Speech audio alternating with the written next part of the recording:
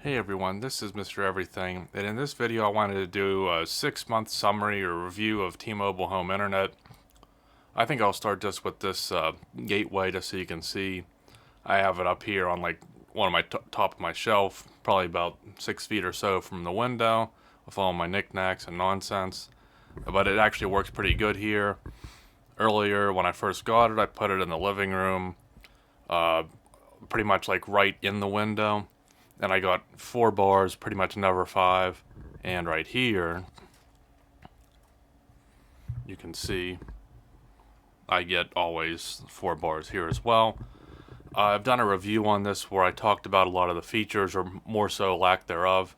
I will say that the router, or the gateway, the signal, the Wi-Fi, and I would even say that probably the internal receiving antennas are pretty good. Um, I have this modification. I have a whole playlist on all this, so I'll link that, and that's from an Etsy seller. That still has signal. I don't know, sometimes it'll do that. Actually, fan looks a little dusty, but I haven't cleaned it yet, so I'd say it's holding up well for what it is. But I just wanted to start with that. So I kind of just wanted that part just to see for people that they think, well, maybe you're not getting good service because it's in some random spot. It's in the same spot I've used for months. It's pretty good there. It's about the best coverage. And again, I have a playlist just to let you know. I took the gateway with me in my car and drove around to the towers. And like right in front of the tower, full strength, my speeds weren't much better than what I could get here if 1 bar less. So in terms of what I can receive, that's fine. So I just want to show I'm still using that same gateway, it works. But to really get into how I want to do this review, I have pros and cons. Unfortunately, the cons outweigh the pros. Um, it's something that I don't think everyone experiences it from what I've gathered. I mean, there definitely are people that have my situation and worse, but it seems like a lot of people don't have the issue. So I hate to go too long on something like this, but if it's a 20-minute video, I just want to cover as much as I can. I'll probably put some timestamps in it. And on top of that, if this is something that you're going to use and you need it 24/7, I think it is worth watching a longer format video. So I can maybe cover some things that you had questions on, or just to give you at least a summary of my experience. So I think the biggest pro, as you can see on the website, it's $50 a month. My Verizon DSL was about 110. That was 6 months ago. So I'm gonna say that probably it would have went up some because it's been going up every year. And then of course the way the economy is now, it could go up more any time. So this is locked in at $50 a month. It's 50 even, so there's no tax or fees that's included in this 50.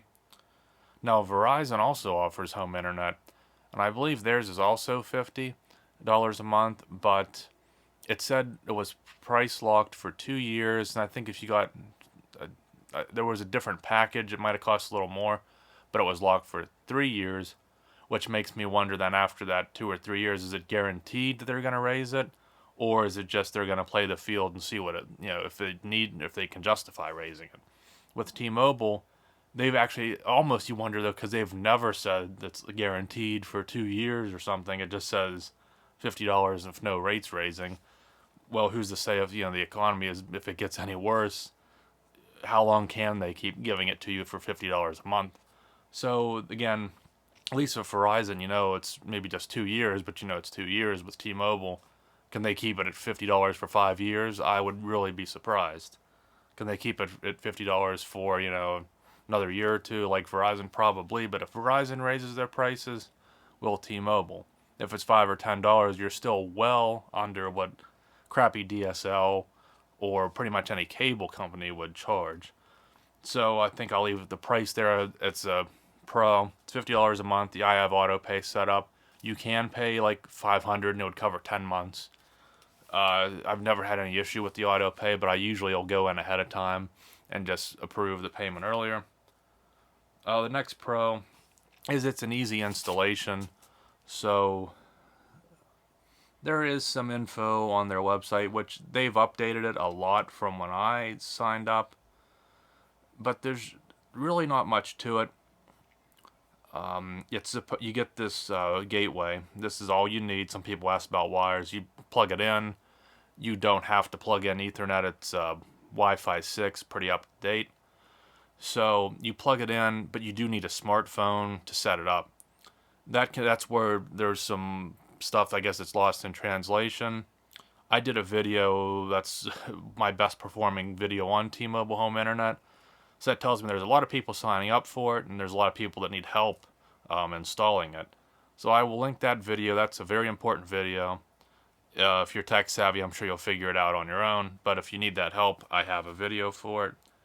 But again, nobody comes to your house, so you get the package. You can set it up, put it wherever you want. But then some people might not like that. They might rather have a professional come and say, well, I know it's got to go by the window, or the signal's a little low here. I know usually if you aim it at the tower, I know where the tower's at.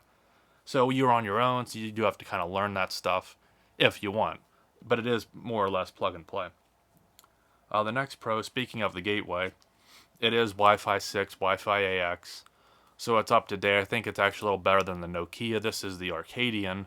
That's the one I think it's the KVD 21.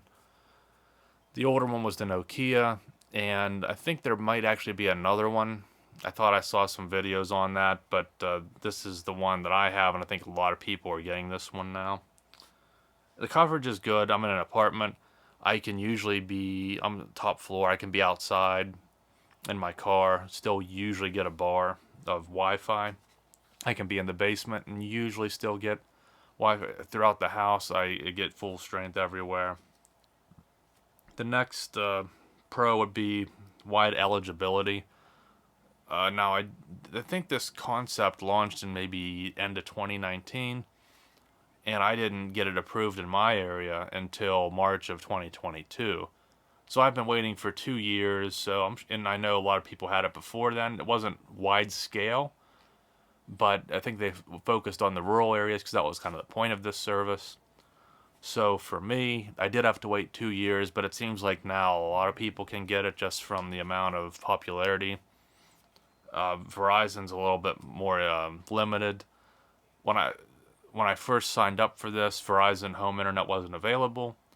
About a month later, it said my area was eligible, but I was like, I really don't want to try this other one just yet. Let me try the T-Mobile. Let me wait another month. Then it went away, and it says it's not available again. So my guess is Verizon, maybe in my particular area, if my towers had some of the same issues T-Mobile did, so they decided not to launch it and hold off until they get things ironed out if they ever do. And the last pro, which is significant, is unlimited data. The first month, I think I used over a terabyte and a half on purpose. I was just downloading a lot of Xbox and PlayStation games, doing a ton of speed tests everywhere. So that ran up the data. I think a few months I might have used close to a terabyte. But I noticed when you log into your account on the T-Mobile website, I'm not sure. I think they might have an actual T-Mobile account app. I just used this one here just to check the metrics of the gateway. But when you go on your T-Mobile account, you can see your data usage. And one neat thing that I had kind of complained about was you couldn't see what your phone number was because they assigned the gateway a phone number. But now I think even in this service app, which I'm not going to show mine, but I think now they include that number so you don't have to go to the website and dig through it if you kind of needed to know your number. Sometimes for like redeeming perks or offers for service, you need to know that number. But you can track your data, so I kind of know some months I only use maybe 200, 300, 400 gigabytes. Those are months where I'm not doing as much downloading, but it's kind of neat to know that. And unfortunately, my local cable internet provider, they have data caps. I think their base service is cheaper than this. I think it's 30 some, probably taxes and fees on top of it. But I think it's like 500 gigs, which is terrible. Then there's like another tier, which is 1 terabyte, and there's another that's 2, and then there's another that's unlimited. So then you're paying more, and you still have a cap until you go to the unlimited tier, to where T-Mobile is always unlimited no matter what. And I have heard a couple of stories like months ago where someone downloaded like 100 terabytes of data. Some people made a big deal, but I mean, it was kind of a free advertisement, if you ask me, that that their account didn't get closed, at least at that time anyway. So next I'm going to move on to the cons, and a lot of this is going to simply deal with the speed issues. The main issue is deprioritization. And if you look on their website, which I would encourage you just to check on your own, you can play around, see, so you get some of these benefits, like if you have Magenta, I think I got a free year of MLB TV, which I watched like 2 games. I tried the UMA, that's actually tied to my ping issues, to where I was hoping I could get rid of my landline, because this is UMA, the service is just really well done. It's very convenient, but it just doesn't work with T-Mobile's internet for me. I had several free months of YouTube Premium, and I have $10 off a month, so I switched to YouTube TV from Sling. So there are some nice perks that you get. So I encourage you again to check their website from time to time. They did add a lot of these, that some of these relate to speeds and issues, but it almost seems like they're kind of categorizing it as a hallmark. I think when I had checked some of these prior, it kind of talked about how it wasn't recommended for gaming. There may be more of these to look at, but that's something you can check on your own time. But I'm going to go into a speed test. So before I do, again, I'm going to go into here, go to my metrics. I'm on LTE, band B2, which is pretty good. Decent signal. The signal to noise isn't that good. But again, earlier this year it was 16, 17. Now it's usually closer to around 10. And then here is the 5G metric, which I am on N41. So from what I've gathered, these are their big boy bands that people say are ideal. Yet I still have all the same issues. Sometimes I'll get put on B66. I don't think I've ever been on N71, but between B2 and B66, I don't, neither work particularly well. This must be related to my tower. So both of these devices are connected to the router, and I'm in the same room as the router. So I'm probably about 6 feet away from the router, the gateway. So I have good connection. This is about noon, and those are good numbers. And it's actually been a while since I got a speed that decent. So we're looking at 40 millisecond ping, jitters 9 milliseconds, download's fair. If I come back and do an updated test at, say, 7 p.m., those numbers are going to be reduced about tenfold. I'll be looking at 5 megabits, and usually the upload will stay the same, and the ping will be over 100 easily.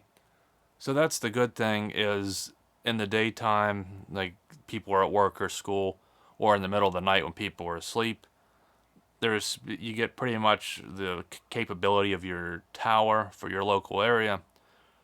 But one thing I'll say is this is advertised quite heavily as 5G. And when 5G came out, we were talking about gigabit. And I know that's a big city thing. But from what I've heard from people, and when I talk about speed tests, a lot of them tell me, 300-400 megabits. So right now I have pretty much an open network in terms of not very congested. And you can see though only 53. That's not that good. That's not what I consider to be 5G level, and that's a good test. So for $50, it's still palatable, but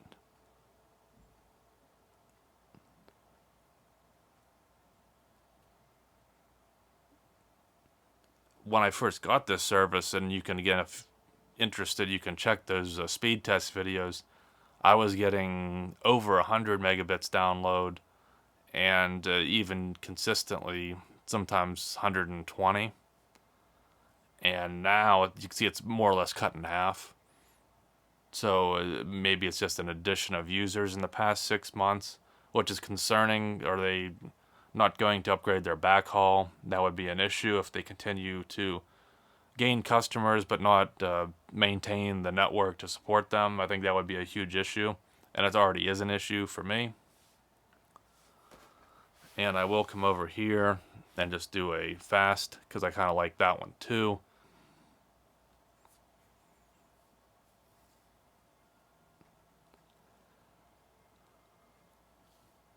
And it fluctuates a bit more. Let's see, I gotta cover my being lazy. So right now, fast is pretty much true to what speed test is, but at night they vary a lot for whatever reason. And that's mostly where the issues where I mentioned the deprioritization, because although this isn't exactly a really impressive 5G speed, it's more than enough to do anything, 4K, downloading games, playing games. And that kind of goes into some more issues though.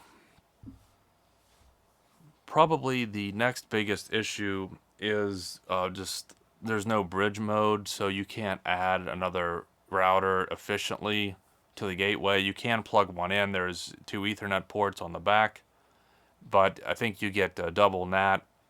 And for me, I don't see where the pros would outweigh the cons with that. It's something I haven't dabbled with yet. I do have a router from when I had the DSL. I can continue to use that if I wanted.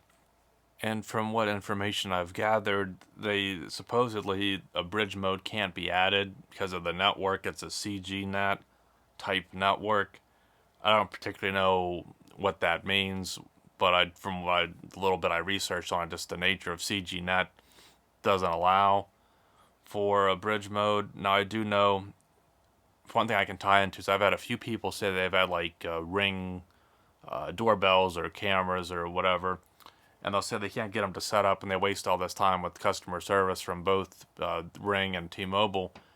And from, again, I don't use any of that, but I do know that some of the videos I've watched that they said that, again, I guess just due to how the dynamic IP is, that stuff like that won't work. And I believe a workaround is if you have a VPN and you pay for one that gives you the option for a static IP, then you can remote access your network.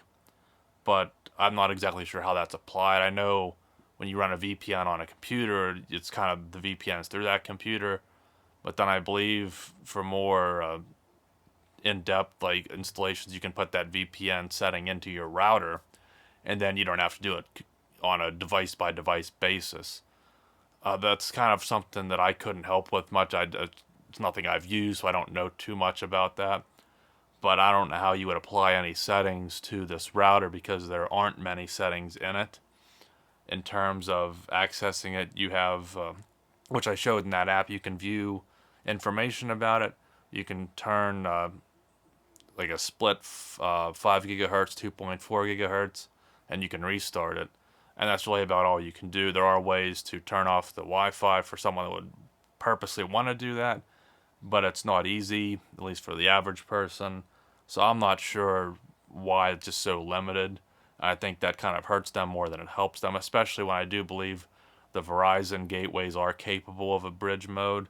That's kind of one main disadvantage with T-Mobile. And kind of tying into that NAT, this is kind of problematic for gaming. As you can see here, right now, if you were going to play video games at noon, but anytime if I'd want to play after work and it's 7, 8, 9, 10 o'clock at night, my ping's so high that then the game doesn't play right. And again, millisecond ping, you can game on that, but it's not like top tier competitive gaming. I can still play Call of Duty and Rocket League, but it's kind of pushing it. I mean, it is playable. I've done videos, again, I'll link or have the playlist, especially when I first got this service and it ran a little bit smoother. I had a pretty good gaming experience, but anytime I'm deprioritized, gaming's just not going to happen online. But again, these speeds, even that ping, that is gaming acceptable, but it comes down to their NAT issues. When I first received this device and the service, I had a Type 2 NAT, which Xbox defined as a moderate NAT, and it didn't seem too bad. And more recently, last several months, my NAT has gone down to, it just says strict NAT type. I don't know how a NAT type can change. I believe in my last video I did of a speed test, I showed that it said I had a strict NAT type. And if you check my gaming video from earlier, which you'd have to be really interested to want to do all this, but you can tell I'm not making this up, because some people say that, they can't change the NAT type. Well, I don't know why it went from moderate to strict, if it's based on metrics, or if there's some way that a NAT itself, it's just beyond what I understand, but I know it's not ideal.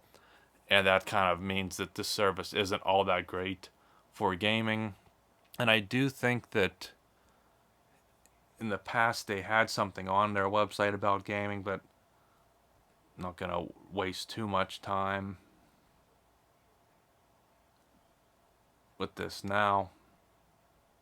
Actually, here are some of the more, you can see like the NAT type, where they say you can't change it, but I noticed it changed on its own, which seems gaming.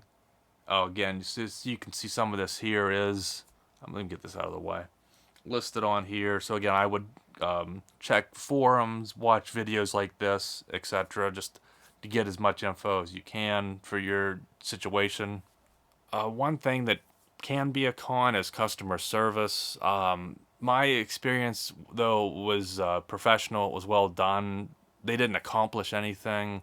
I think quite frankly, I think they lied to me. And from what I've read, other people have had awful customer experience. I'm going to put it in the cons, but let me know for sure if you've had a good experience. My story specifically, a couple months after I had it, I called, at least at the time, the home internet division separate from the rest of the company. Probably people that just deal with cell phones aren't going to know much about this yet. So you call a different number. You can't chat. At least, again, at that time, you couldn't. You had to call them. So if you wanted to chat, I prefer to initiate by chat. Leave a lengthy thing describing my problem. Then they can forward that, and then I can talk, instead of going through some of the nonsense. But it all had to be done on the phone.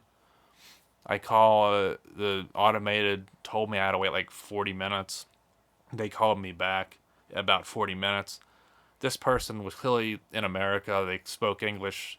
They were nice, they can view everything on your router. And they were saying, like, well, the last time I shut it off, so they saw that I just reset it. And then we tried to do a factory reset, but nothing improved, which I knew it wouldn't, because I knew that wasn't the issue. The issue's with the tower. And the one thing I don't like is they told me that if my service wasn't ideal or up to what their standards are, which when it's deprioritized, it definitely isn't. And they even said, again, I go back to the speeds here. The ping at the time was like 90 milliseconds, and they said, yeah, that's not very good. So they were even kind of like telling me that it wasn't what it should have been. And they told me that I would receive a discount. They said we can offer a discount when your service is interrupted or inefficient. Well, I never received any type of discount or mention of how I could go about that. And I don't really want to waste time, again, trying to find someone that could do that for me. Not that the $50 is that big of a deal, but it should work better. And then I was called back by someone else that said they were from T-Mobile, that told me the good news was that they were planning a tower upgrade in my area, but they didn't have a work order number or a date for it. They saw that there was a work order, but they didn't have a date for it. So basically very open end. And unfortunately, where other people's experiences come into play is a lot of other people in comments on my videos said that so many people all say that they tell them they're going to have a tower upgrade. So when's this tower upgrade supposedly going to be? Is it something within a few months, or is it like 5 years from now that we can say, oh, you see, we told you we were going to upgrade your tower, just you had 5 years of poor service in the meantime? It seems like I've asked people that have been told that, has anything ever improved, and nobody's ever told me it has. I do know other people have said they had bad service, and maybe 6 months to a year later they did get a tower upgrade. But anyone that's called in customer service with a deprioritization or just a poor network issue seem to always be told about a tower upgrade. And I've yet to hear anyone that's gotten one, especially me. I've never gotten a tower upgrade that I can tell, aside from it getting worse, and I don't think that would have been the upgrade. which kind of makes me wonder, could that be some type of class action if they are purposely lying to people and telling them that they're getting a tower upgrade and they just never follow through on it? Or I'm sure there's loopholes, like they could say, well, you will get one, it just might be 5 years from now again. I don't know. I really don't care. It's just I would like someone to investigate that as to why they tell everyone that, rather than just being honest and saying, well, we can see that yeah, your network is over congested. There's too many users, and your speeds are going to suffer. And we don't see anything in the future that'll be improved until we get an upgrade. But it may, in other cases, it takes 2 years or something. I would prefer the transparency instead of just you're going to get a tower upgrade and then they don't tell you anything else. And the last part I'll say on customer service is a lot of people say it gets outsourced and the people are rude or they can't understand them. That's pretty much par for the course for anyone, especially when it's like T-Mobile. They're more of a budget brand compared to Verizon, where I always get excellent service when I cancel my Verizon DSL. They pretty much they answer immediately. That it's clearly U.S. based, at least what I dealt with. So though my customer service they were respectful and did their best. I'm not sure how great their customer service is, and it's not something I would ever want to have to do again. So if I'd ever canceled this service, again, you have to call to do it, and so I'm not looking forward to that if that ever comes. But it seems like a lot of people have had it worse in terms of customer service. And I really think the last thing I'll mention, which is the last con, is just I've never really had what I would call a 5G experience. This is basically glorified LTE, and I know this isn't like the ultra wideband 5G. That's not in that many areas yet, and I don't expect that. I don't even know if any carrier in where I'm at offers that. I'm about 40 so miles away from Pittsburgh. So if they're going to have that, it'll be in Pittsburgh probably before here. I did go close to Pittsburgh with my iPhone that was capable of 5G, and it's also on the T-Mobile network. And even where I was at there, I was getting like 130 download, a full signal. So it's just, I guess my whole infrastructure in this whole area just isn't really that good yet. So for me, I would like to see them try and rectify this somehow, because of when the network gets congested and the deprioritization is awful, and when even the network at its best, like right now, it's still not what I would really call a 5G speed. I don't know. I wish they offered like a discount for T-Mobile home internet customers that have poor speeds. If they could get like a reduced price on a Magenta Max plan, to where you get that premium data, so you'll never be throttled, you'll never be deprioritized.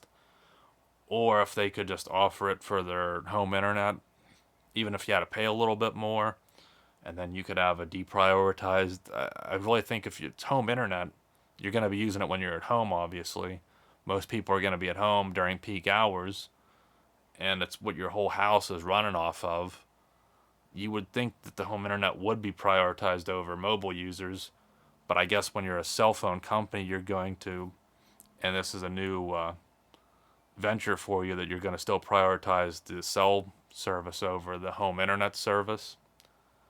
But again, you can check if you have any more questions about here. There are a lot of things I could talk about, but in my experience, the gateway's done its job, even though there's not much customization or options with it, and there's no bridge mode.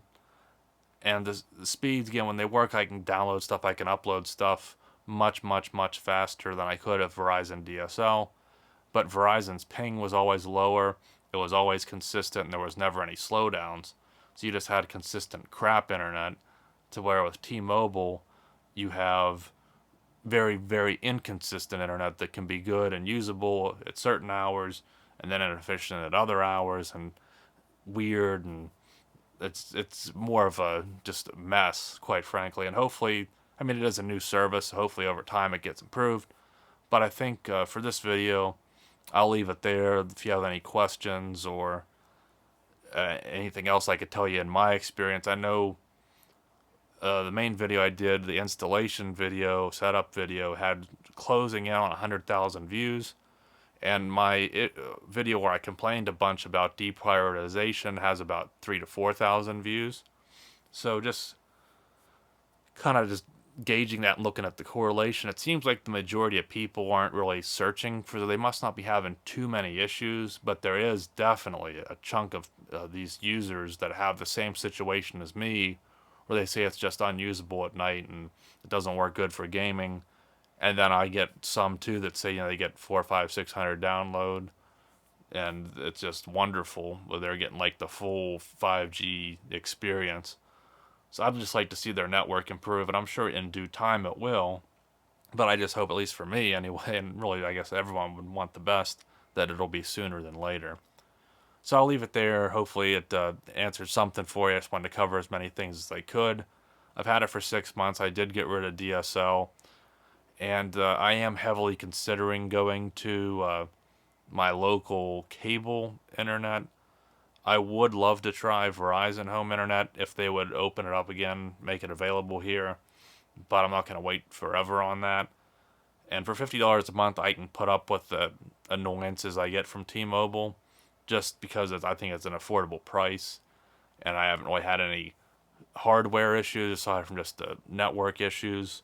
But beyond that, it's good, and I really think that it's better than satellite. Maybe not Starlink, but just those crappy, like, you get like 20 gigabytes and it's like horrible latency, and it's like an expensive plan for people in the middle of nowhere. It's obviously better than dial-up. It's probably better than most DSL, and I know it's going to be cheaper than DSL. But anything beyond that, if you have cable or something, I think maybe you should still keep it or get both, and then within that 15 days decide if you're able to live off that, or if you should just stick with the more expensive cable that's going to at least be consistent. So thanks for watching, and you'll see me in the next one. Have a good one.